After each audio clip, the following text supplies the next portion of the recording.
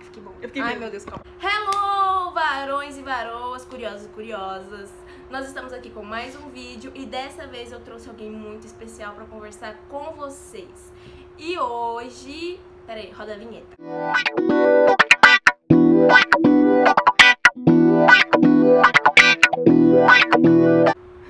Antes de tudo, eu quero desejar um Feliz Natal. Já que eu não postei vídeo nesse ano de Feliz Natal, eu vou postar um de Ano Novo pra vocês.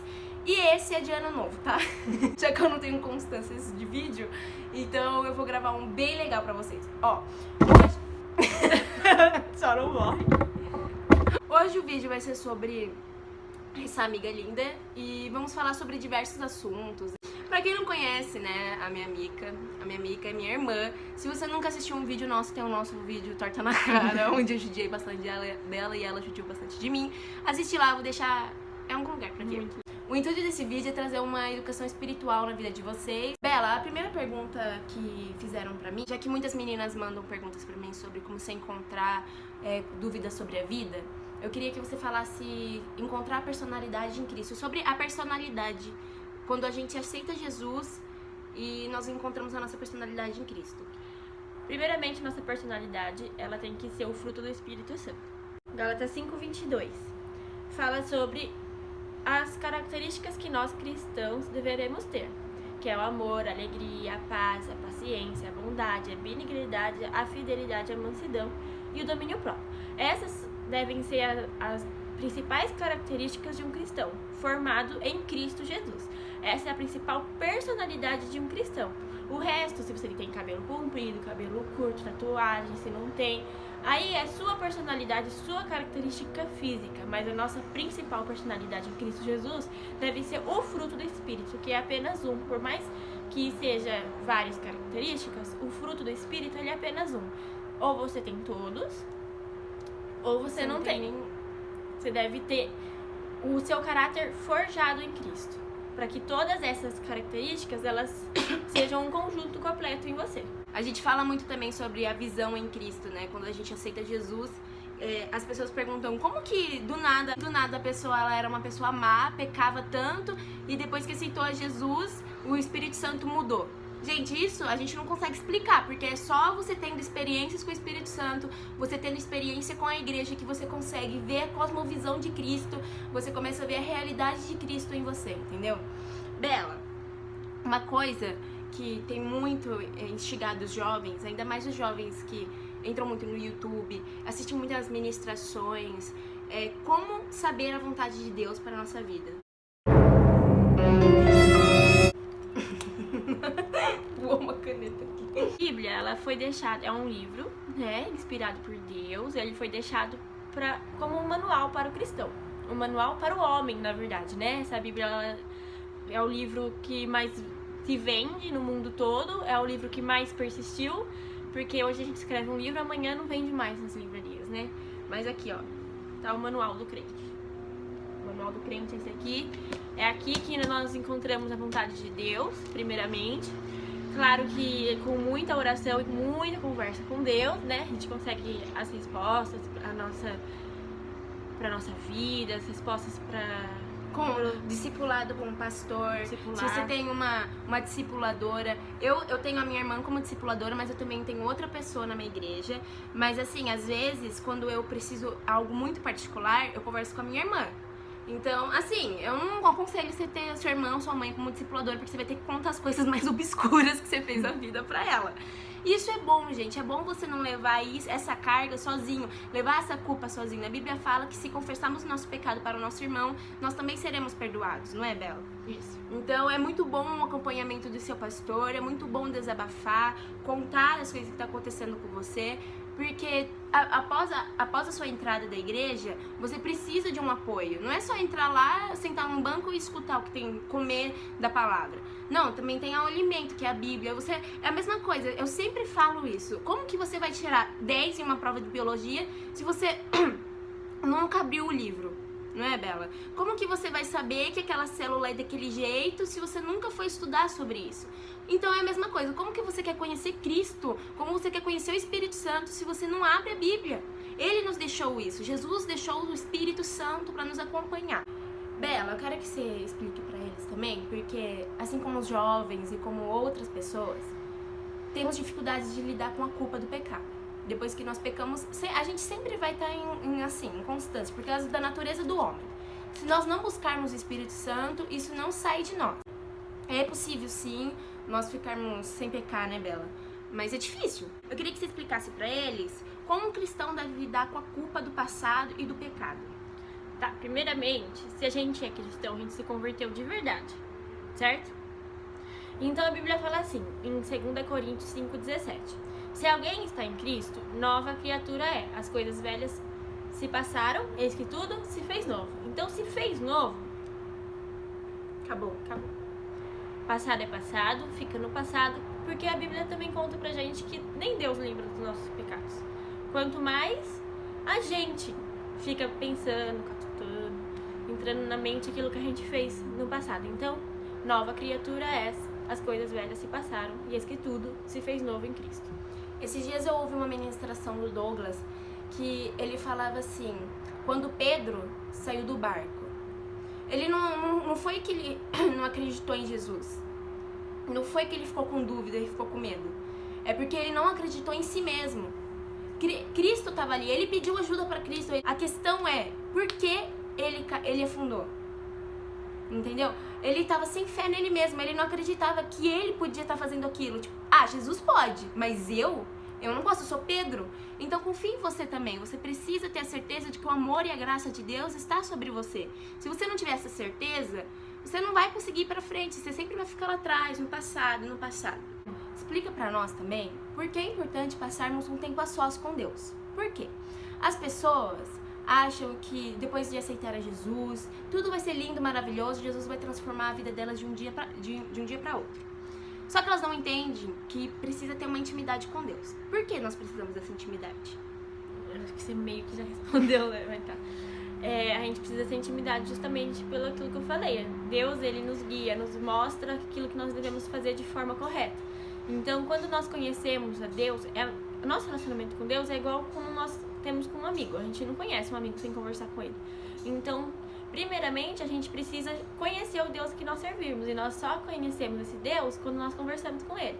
Meu pai sempre fala pra mim, e pra todos os discípulos dele, que nós temos 3 escolhas, grandes escolhas que nós devemos fazer na nossa vida. A primeira é o Deus que nós servimos. A segunda é com quem a gente vai casar. E a terceira é a vida profissional que a gente vai seguir. Então, primeiro escolha o seu Deus e depois o conheça de perto. Eu acho muito lindo o que a minha irmã fez, o que ela escolheu para a vida dela. E eu queria passar para vocês, porque é tão raro a gente ver isso nos dias atuais, que eu convivo com uma pessoa de perto, eu vi a vida dela assim, e eu aprendi com ela me ensinou. Então ela tem autoridade para falar sobre isso. Bela, nos explique para nós o seu relacionamento com o Espírito Santo, para que a santidade, através do Espírito Santo, entrasse no seu relacionamento com o seu esposo hoje. Primeiramente, eu conheci o meu marido hoje, com 13 anos, né? Então, eu conheci ele muito nova. E, assim, a gente não conheceu e começou a namorar já, né? Então, teve toda uma época de amizade, que deve ser, né? Deve ser assim com todos. Você não conhece a pessoa e... Não.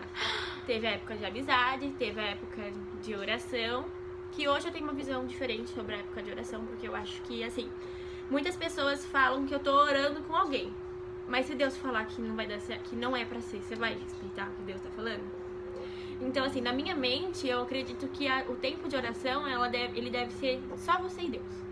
A Júlia tá gostando de uma pessoa, vamos supor. Ela não vai chegar pra pessoa, vamos orar, por favor? Porque aquilo já começa a gerar expectativas no coração daquela pessoa. E aquela pessoa começa a olhar pra Júlia de jeito diferente, começa a gostar da Júlia, e aí os dois começam a gostar, e ninguém vai interferir nesse relacionamento até que os dois percebam que não tá dando certo. Então, na minha mente, hoje, eu acredito que nós devemos orar você e Deus. Fala com Deus que você gosta daquela pessoa, que aí, uma hora, aquela pessoa vai começar a orar por você também. Porque às vezes a gente já tá criando expectativa, já, né? Claro. A gente já tá esperando um sim de Deus. Um sim, um sim, um sim. Aí quando Deus fala não... Eu tive um tempo de oração. Eu, mesmo namorando mais velha com ele, eu comecei a namorar com ele com 17 anos, eu tive um tempo, eu percebi que eu comecei a namorar muito imatura com ele, teve um tempo de término, aí foi quando Deus formou o nosso caráter, de verdade. Foi esse tempo, naquela época eu não entendia o que Deus estava fazendo na minha vida. Foi uma época muito difícil, foi 9 meses, foram 9 meses de separação, mas depois quando a gente voltou, foi o que todo mundo falou, a gente voltou pra casar. Em 1 ano a gente casou. Pra que eu conseguisse um tempo de santidade no meu namoro, primeiro que a gente não pode, eu sempre falo isso, não acenda um fogo que você não pode apagar.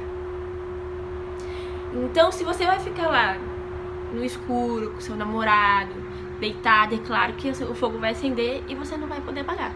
Então, primeira coisa, siga pra tua vida, isso entra na sua cabeça, na sua mente. Não acenda o fogo que você não pode apagar, tá? Teve muito, assim, eu não falo isso porque é minha particularidade, mas muito do meu tempo de namoro foi muito mais conversa. O que mais me impressionou na minha irmã, que ela ficou esse tempo todo, até o casamento, virgem. Ela casou virgem. E isso é um exemplo para a geração de hoje. Um exemplo. Ai, mas isso é moda cristã. Nada a ver, porque eu já tive amigas lá no mundo que também preservaram isso. Gente, é questão de preservar o seu coração. Não é questão de maturidade. Ai, preciso crescer, preciso ser mulher. Gente, mulher é questão de caráter. Qual que está sendo o seu caráter? Onde está sendo formada a sua personalidade? Em cima do que? Baseada no que? Entendeu? Você teria coragem de contar isso pro seu pai e pra sua mãe? Eu aposto que muitas não teriam coragem. Então isso não é maturidade, gente. Isso é um segredo grave que você está escondendo, entendeu? Então isso é capaz de gerar outros problemas, né, Bela? Como a gravidez precoce. Então, você tem que tomar cuidado com o que você está fazendo. Pode continuar, Bárbara. E hoje nós temos um mundo, que nem eu tava falando, conversando esses dias.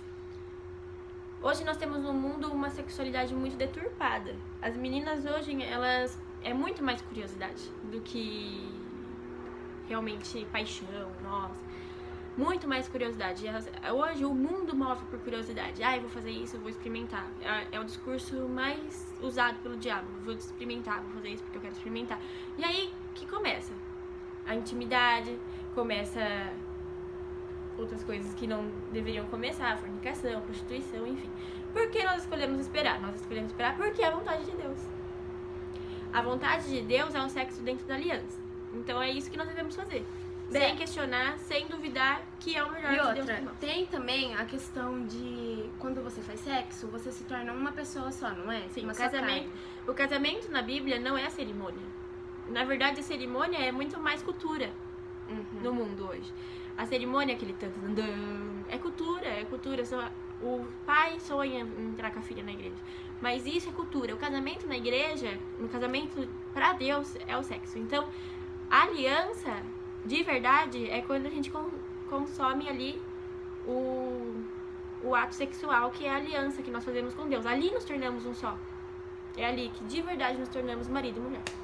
E esse vídeo aqui não é só pras meninas, serve pros meninos também. Menino, uma coisa que eu peço pra vocês pensarem agora. Você gostaria que fizesse isso com a sua filha? Então respeita a sua namorada. Se ela fala, não é a hora, não vai forçar algo que não é pra ser forçado, entendeu? E se a menina fala assim, agora não é a hora de a gente começar a namorar, não força também, não cria isso na sua cabeça. Então isso é muito importante a gente conversar, porque é algo que tá acontecendo na geração de hoje, né, Bela? Bom, galera, esse foi o vídeo de hoje. Nós esperamos muito que você tenha gostado desse vídeo. Compartilha com suas amigas, com seus amigos, pra eles verem que a geração de hoje ainda tem salvação, que a geração de hoje ainda pode vir pra Jesus, que a geração de hoje ainda pode sentir a presença do Espírito Santo enquanto ele está aqui. Mas haverá um momento em que isso acabará, não estará mais perto de nós e nós estaremos lá, ó, no céu. Um beijo, tchau, tchau, tchau.